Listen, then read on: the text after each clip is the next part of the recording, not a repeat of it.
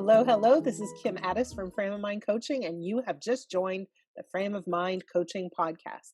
Today, it is my absolute pleasure to introduce to you a really good friend of mine, a former business partner, and just a guy who always lights me up no matter what. His name is Sunjay Nath, and he is a motivational speaker. He's probably one of the best speakers I've ever seen in my whole life. Sunjay, welcome. Thank you very much, Kim. And I'll give you your $5 for the nice things you said. So today we're doing something a little different. We're flipping the script, or instead of me interviewing you, we're taking a few minutes for you to interview me. So I love that because you know all about me already, so you can ask anything you want. Perfect. Let's just jump right into this. We've known each other for more than 20 years now, and you have taken a very interesting entrepreneurial journey. And I don't know if everyone is necessarily familiar with that. So let's actually start with that. Give us a brief history in the history of Kim Addis's entrepreneurial journey.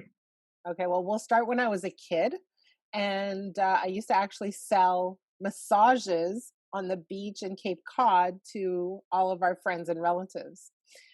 No, I mean, it's actually true. I used to do that. And I used to sell tickets for dances at high school. Like I always had an interest in engaging people with something. So I started ever since I was a kid. But as I grew up, I ended up I was 20 years old and I created a balloon company called the Fun Factory. And we used to go to different halls to decorate for events, like for weddings, bar mitzvahs, engagement parties. Every Saturday, we'd wake up at 5 in the morning and go to 6 different halls and decorate them all in preparation for those big events. But after that, I went to school and did an undergraduate degree in psychology, got a master's degree, and then ended up starting a company with you called Upward Motion. And it was a very interesting time because I was really interested in youth leadership. I was really interested in youth development. So my idea when we first started was to help young people acquire critical life skills, employment skills, that type of thing. And so when we first started, we were literally going from school to school to school all over Toronto, teaching young people how to have jobs, how to communicate, how to interview for jobs, how to handle difficult situations in work environments, that kind of thing. And that slowly morphed into the development of simulation-based assessments. So how one led to the other, we really aren't that clear, but that's where we ended up. And we ended up building a series of different simulations that were designed to help companies make better hiring decisions. The one piece that we built that really took off was called the Real Estate Simulator. And that product was used all over the real estate industry for the purpose of helping brokers recruit, select, and train more agents. And over time, ended up selling that company. That was an interesting time in my life, as you remember, and then got into coaching. But today, my coaching is really informed by my years and years and years of involvement in leadership, both through my master's degree, my work with young people, our simulations and assessments. And now I've been doing this for 16 years. Can you imagine? Wow. So here in that vast experience, we're going to play a little game here. We create a time machine, and you're going back to talk to 20-year-old Kim who's folding balloon animals and decorating with balloons. If you could share like 3 or 4 main lessons, whether it be through entrepreneurship or relationships or financial or some of those big ahas that if you could reduce your own learning curve and you were telling yourself going back, well, and I'm saying your 20-year-old self, so that would be 5 years ago, right? At least, yeah, just 5. Like That's it. All right. What would you tell yourself? So interestingly enough, I was one of those people who got married very young. I was married at 20. So I think the first thing that I would tell myself is, you know what, take your time. You don't need to get married at 20. You can get married at 25 or 27, right? Like take those critical years to really explore different things, to travel, to take different courses, to try different jobs, to make different friends, to experience a variety of relationships. So, lesson number one is don't jump into marriage so young. Lesson number two, and I think this is a lesson, had I learned it at that age, would have dramatically impacted every single part of me, which is you are responsible for the way you feel. You are not responsible for the way other people feel. And so I think from a very young age, maybe way younger than 20, I always had a high degree of compassion and empathy for other people. And I realized that that was really a big, huge detriment. And I would really attach my sense of well being, my sense of happiness and joy to the happiness of those people around me. And that really uh, took a toll on me. And I would have taught my 20-year-old self, hey, you don't need to do that. Number three is I also would have told myself to kind of chill out. In other words, if there's something going on that you're not happy with, whether it's in business or a relationship, you don't always have to go in and fix it right away. You can kind of back up for a bit and you can take the time, you can take the space, you can examine, and you don't have to be so emotionally caught up in making things right, in smoothing things over, in being the one responsible for creating harmony.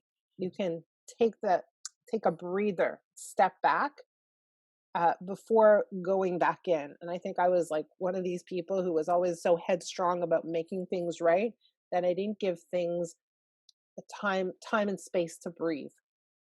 Okay. So when I'm hearing a bit of a theme in all those answers, and they're all around happiness and harmony and contentment, whether it be external or internal. So let's fast forward to present day Kim. Um, what are the things that get you going now? What gets you out of bed? What do you get excited about? What turns your crank? Well, as you know, I've been running this coaching company for a long time. What gets me out of bed in the morning? Not the alarm, that's for sure. I just get out of bed. I love what I do. I love working with my coaching team. I love working with my admin team. I love coaching the people I do. You know what? I'll tell you what gets me up in the morning. Yesterday, actually, I got an email from someone that you may or may not know, but she was a former client of mine. And she sent me an email from someone that she referred to us for coaching. That email was a massive thank you to her for referring him to us. I don't know if you followed all the pieces there, but it was huge. Like, thank you so much. This changed my life. I never thought I could, experience such a dramatic change in such a short period of time. Thank you, thank you, thank you. And she sent it to me saying, hey, I just want you to know the guy referred you or referred to you sent this to me. Like, how does that not get you up in the morning? That just juices you, that charges you, that fills you with excitement, that tells you I need to keep doing what I'm doing. Like, this makes a difference in the world. Even though some days you kind of wonder, right? But when you get that kind of feedback for your work, you have no trouble getting up in the morning.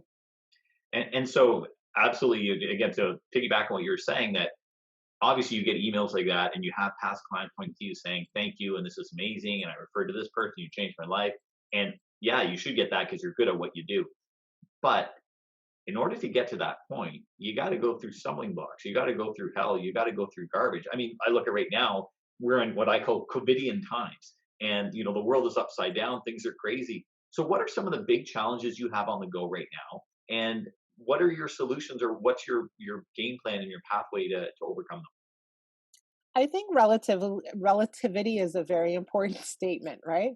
So a lot of people are going through a very tough time right now, and so are we. I mean, not everybody is flocking to buy premium coaching right now. Okay, so our business is a little bit strained. But for me, I've gone through much worse in my life, not related to my business, but related to my personal life, right? Like, I lost two parents who were both very, very sick. One of our kids had cancer. I went through a very difficult divorce, the one that happened when I was 20, that one. You know, um my kids had a tough time recovering from that, and on and on and on. And so I think to myself, okay, so what do I need to do now? I need to stay at home. Oh, I need to not travel every week or every 2 weeks for a speaking engagement. I think I'm okay with that. I need to figure out a new strategy for coaching or for doing a lot more lead generation from home. Okay. Compared to some of the things that I've experienced in the past, okay, this isn't fun, but it's okay. It's not the end of the world. So that's, my perspective around this is, so we're given the situation, not only how do we make the most of it, but what are the gifts underneath it that we can really look to? What can we find? So for me, one of the gifts is that most of the kids are at home right now, and everybody's busy during the day. They're working, they're working on projects, whatever it is, but we eat dinner together. After dinner, we clean up, we sit at the table, we play cards, then we go watch Schitt's Creek. Like, did I imagine in my wildest dreams that we'd be doing this as a family every single day for 6 weeks? Yeah, and the changes keep coming, right? They It just is keep funny. coming. It's I go back a bit here, and I'm thinking Columbine, 1996, and if you recall, immediately after that, all kinds of changes. Oh, kids aren't allowed to wear trench coats to school. Oh, you can't cover your face. You can't wear a mask. And all that stuff, and people kind of freaking out, going, "Oh my God, the world's changed, and it's never going back." And you fast forward to 2020, and you have COVID going on, and people standing in a bank line, everyone's wearing a mask. And so, I mean, we know that what we think is happening right now, given time, given technology, given a little bit of change, it's all going to be different. So, with that kind of as the premise, what are some of the major changes you see happening kind of within your business and your context of what's going on? But then as well as in the world, do you see the world's going to be dramatically different post COVID when we start getting back to a more quote unquote normal economy? Well, I'm not a, what do you call it? I'm not a, Psychic, I psychic, can't see into, yeah, I'm not a psychic. But I mean, for me in my business, I'm happy to be given the challenge of figuring out how to do more from home without having to get on a plane. I mean, it was getting to the point for me where I was coming home, I was like wiped, just super excited, super, super exhausted. And so for me, being forced to stay home, I'm okay with that. So for my business, the challenge and the opportunity is to figure out how to do more by staying put. So that's number one. So not only how to drive leads, but like how to do virtual presentations. As you've seen my style. I'm very interactive when I'm on stage. I bring people up, I make them do things. How do you do that when you're on a webinar where they're listening to you, but they don't talk to you? It's a little challenging. So your game needs to change. And so for me, I've had to learn to adapt to all that, to learn to look for different techniques, to learn from others, to invent things, to be super creative. So that's important. The other thing is that the nature of coaching is changing a little bit, so that we're looking at how do we serve more people? How do we open it up and maybe make it a little bit more accessible? How do we reach more people and serve more people? And really, like, I look at our work as a little bit of, you know coaching is a broad term, but there's a lot of healing that goes into it. How do we touch more people with our approach? So again, changing our delivery, changing our pricing, and just adapting with the times. As for what's going to happen in the world, I don't know. I see right now a lot of people are noticing what's missing and noticing what they're looking forward to when they're out of this. So they're appreciating some of the things that perhaps they took for granted. I'm hoping that that lasts. I'm yeah. hoping that this has a stick factor that leaves an indelible mark that says, you know what, the next time I have a conversation in person with a friend or a parent, I'm going to put my phone down. I'm going to really be there. I'm going to really be present and focused. Um, and I hope that some of the pettiness goes away, right? Just like a lot of little things just aren't that important. Let's focus on what is important. And I hope that that sticks as well. I couldn't agree with you more that this idea of the world has slowed down a bit. People have stepped off the rat race. It gives us a new perspective. Sometimes we don't appreciate things until they're gone. Like the ability to go to a park. They've closed off parks, and people are jonesing to go to the park, which I think is fantastic. And so that idea of just slowing down and going, wait a minute, what is really important to me? There's an old cliche that says too many people climb the ladder of success only to realize it's leaning against the wrong wall. So for the people right now that have tons and tons of money, and that was their big mark and that was their identity, well, all the stores are closed, so you can't really buy much and you can't eat it. So it's kind of useless, right? And I mean, that's a bit of an extreme example. But yeah, you're right. It allows people to kind of refocus and kind of go, what are the important things? And is it watching Schitt's Creek with my kids playing cards? Or is it trying to make the next million or what have you? So then let's go, because the majority of the population are not entrepreneurs. The majority of the population are employees, and they work for the man or the woman, and they have a kind of a different pattern of lifestyle. So my question for you would be, for those people, what are some of the things that they could be doing during kind of COVIDian times and during quote unquote normal time that would help them kind of rejuvenate and feel a stronger appreciation and really understand kind of where they are in the world and what's most important in terms of their hierarchy of values? So, you know what? My mind goes in like 10 different directions when you ask that question. Sounds But I about right. think the first thing is that my experience is that there are so many people who are in jobs who are just in jobs and not really, really thriving. And so they've been forced to slow down. And so, number one, and really most important, is take this time to do a little reflection and ask yourself one critical question: was I heading in the right direction? And if not, what direction do I want to head in?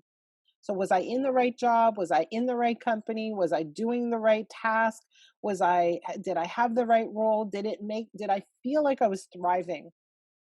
Right? Because a lot of people it get stuck because they are doing what they're doing and they don't know a way out. Right? But now we've all in a way been given a way out to reconsider everything we were doing and to chart a new path or to make some tweaks and adjustments. And so my greatest recommendation is to take this time and make some critical decisions about what tweaks and adjustments you want to make. So for me, it's not traveling as much, and making some business decisions, some health decisions, some life pattern decisions. A lot of people are choosing that too.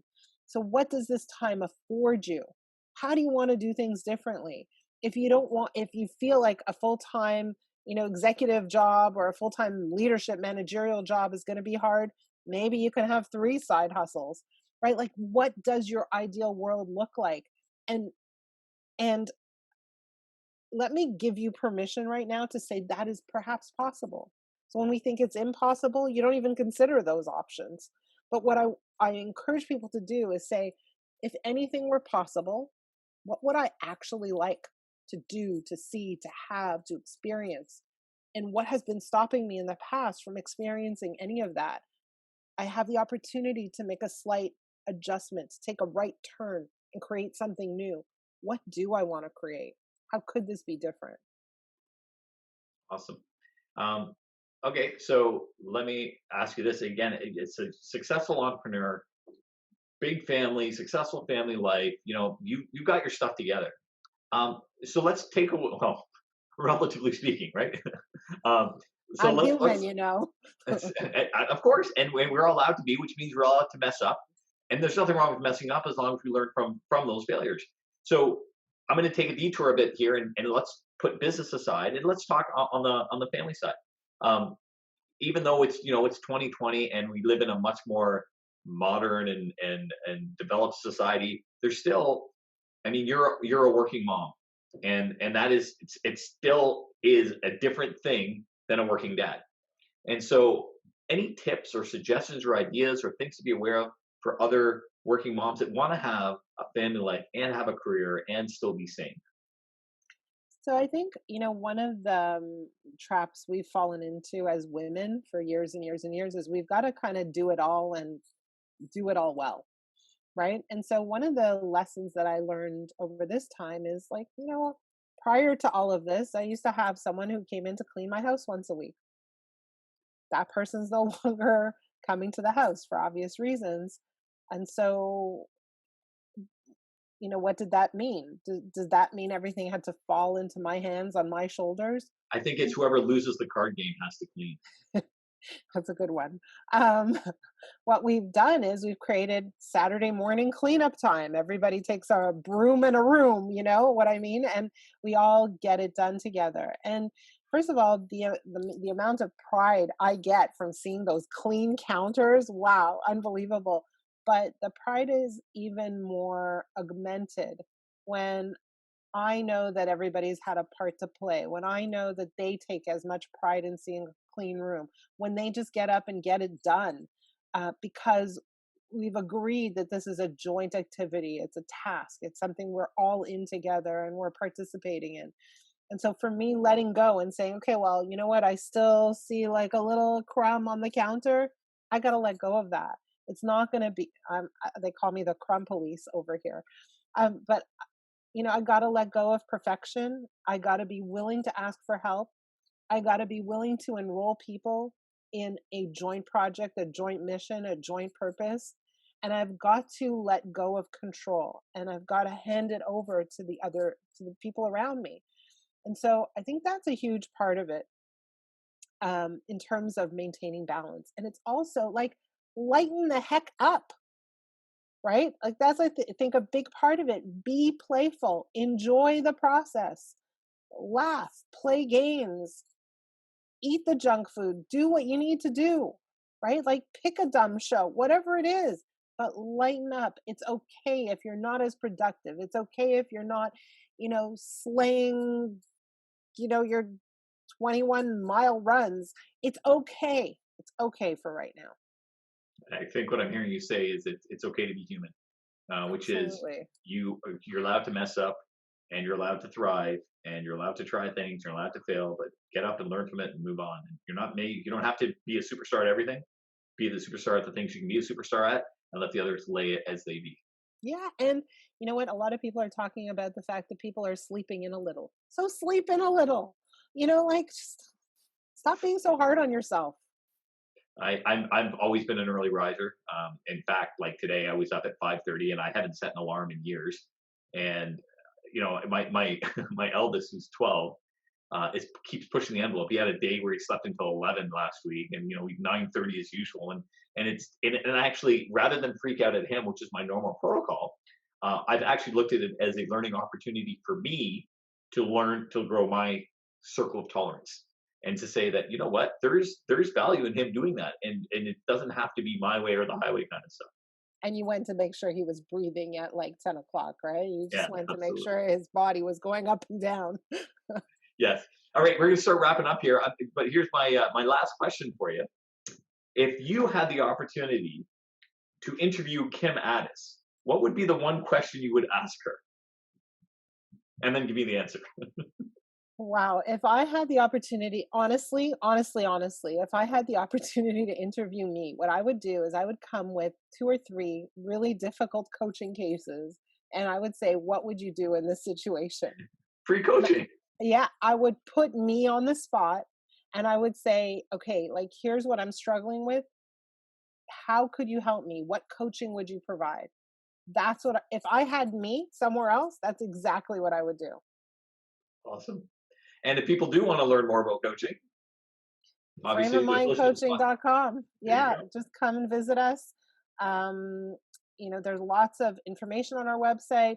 We just launched a new group coaching program.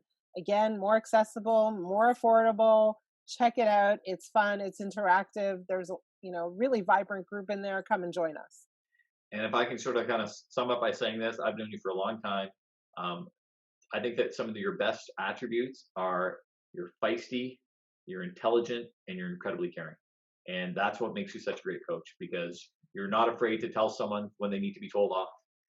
You have a great perspective, and you're intelligent, you have great experience, but ultimately you truly care about each individual, and you want what's best for them. And I know, because you've kicked my ass many times over the years. So thank you. I think I'll take that as a compliment. It totally was. But here's the thing is, okay, so maybe I've kicked your ass, but look, we're still friends after all these years. Absolutely. Absolutely. I'm not saying it's a bad thing at all. I actually, it is.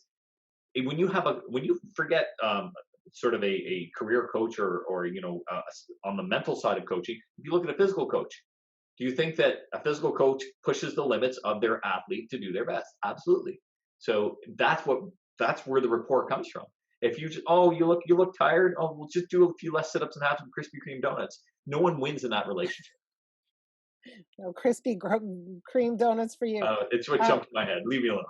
I just wanted to quote you though. The other day I was on a podcast where you were the guest, and you said, "Think of this time as a snow day." So can you just say that, like share that piece one more Sure, time? Because absolutely. I thought that was like so Sunjay. So share it. There you go. So yeah, COVID-19. It's May 2020 right now, and I was trying to compare this whole experience to that of I grew up in Toronto area, and so we were colder climate, and it happened a handful of times every year where I would be getting ready to go to school, or it was the night before I'm going to school, and I'm stressed out because I had a big project or a test or something new, and I was like, oh man, and I'm exhausted, and I go to sleep, and I wake up the next morning, and the gods have smiled upon me because I look out the window and there's snow everywhere. And not only is there snow everywhere, but I turn on the radio and I listen, and there's a snow day, and I do the jig of joy, and I'm so excited. And the first thing we always do is we go back to bed because that's what you do as a kid. And then you wake up and you're excited because you get this free day, and so you typically, you go play with your friends, your brothers and sisters, or you call up your friends, or you end up going to a movie that night. And what ends up happening is 24 hours later, I found myself in the exact same situation.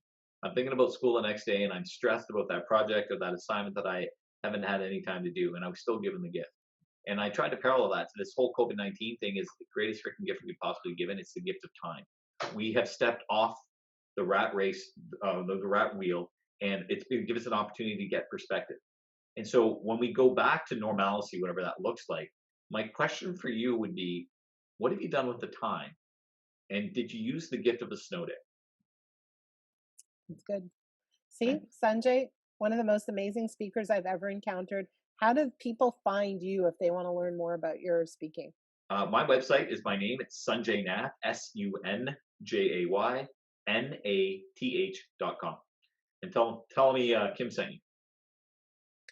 Thank you so much. I appreciate you. I appreciate your questions. They were totally different from not what I expected, but from anything I've ever heard before. Thank you. No problem. And if it makes you feel better, I didn't prepare at all, and they just came off the top of my head. Good job. Excellent. All right. We'll catch you later. Thanks, Kim. Cheers.